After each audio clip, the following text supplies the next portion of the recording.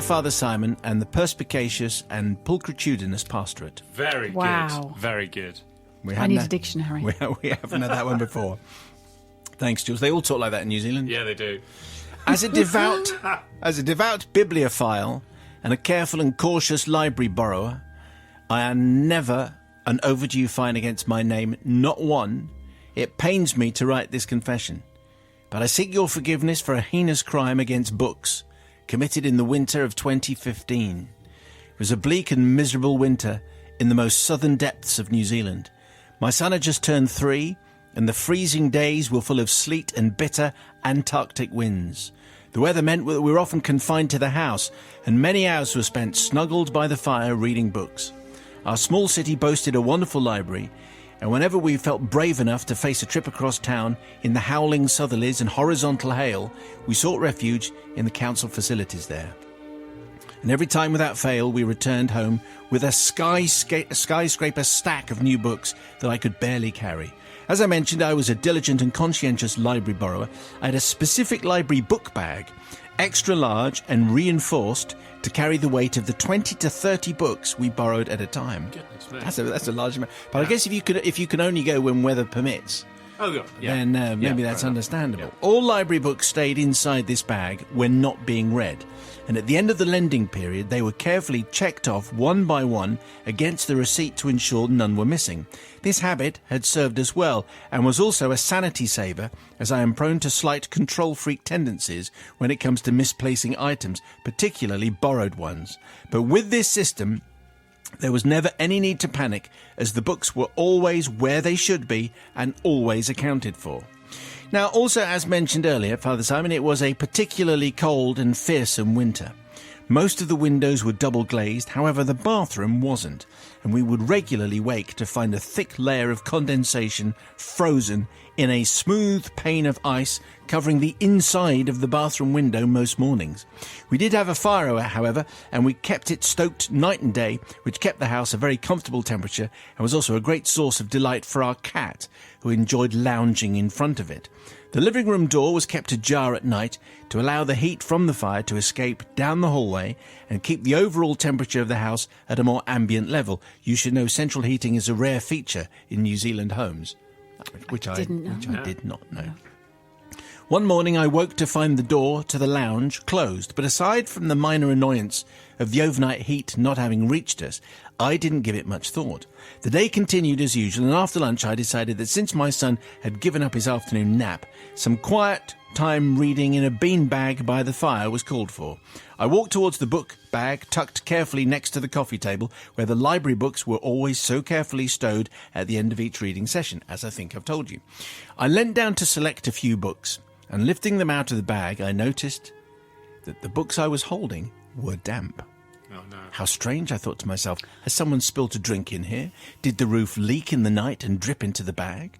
I leafed through the bag of books and removed the handful of damp ones, noting their curling pages as my sense of puzzlement grew. Father Simon, the sudden dawning of realization as to why these books were wet hit me at the same time as the smell, the acrid and unmistakable stinking odour of cat urine. Oh, no. Is that what you wrote on your note? Yes, I did. I There wrote you go. this. Passing notes. Yeah, that's upside down, but I think it says cat wee. Yeah. There you go. Yeah. There you go. Cat weed you've written, which yeah. is something else and also illegal. Anyway. I realised in horror good. that the closed door I discovered in the morning had meant the cat had been trapped in the lounge overnight with no access to a litter tray. She had chosen my pile of books in the bag to use as her makeshift toilet, and the paper pages of the books had done a fine job of absorbing the liquid.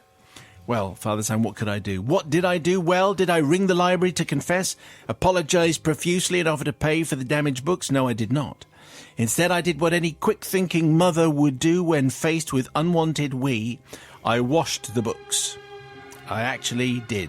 I actually washed them books. Armed with a spray bottle of disinfectant, I held each book over a bucket and sprayed to dilute and wash away the cat urine. Then I used a towel to blot the Dettol-soaked pages before putting the books in the hot water cupboard, with the wet pages carefully spread apart so as not to stick together. My horrified husband was silently complicit after I confidentially said, "It'll be fine." Actually, confidently said, not confidentially said. I confidently said, it'll be fine. It'll be fine. Because they talk like that in New Zealand.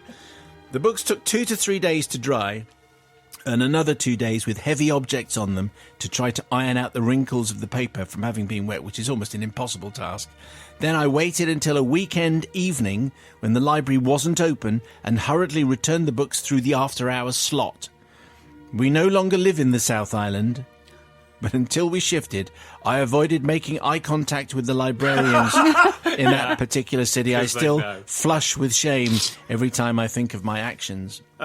So I imagine she's gone to the North Island now. Yes. Father Simon, I beg forgiveness not only from the librarians, but from all the parents and children who have subsequently borrowed these picture books and wondered what the strange smell was. Well, the answer is disinfectant mixed with cat wee, emanating from the crumpled pages. Will the collective find it in their hearts to forgive me? My guess is, Jules, from the South Island, my guess is probably yes, because you were trying to do the right thing. I suppose that entirely the right thing would have been to replace the books, but there are a lot of them. Sister Bobby. Lovely story.